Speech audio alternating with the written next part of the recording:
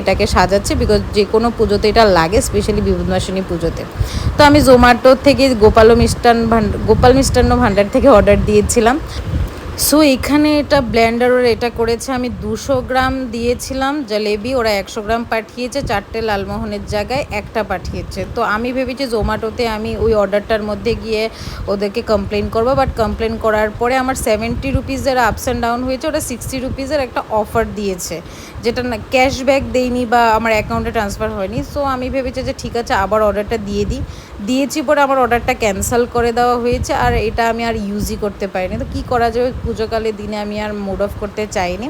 So এইখানে মামি আর বাকি ফ্রুটসগুলোকে এক এক করে কেটে, গ্রেপসগুলোকে এক এক করে পিক করে এখানে ফলের থালাটা সাজিয়ে নিচ্ছে। So after doing all of it Mamoni পুজো টুজো দিল। তারপরে আমরা দুপুরের জন্য খিচুড়ির জন্য ডালটা ভাজা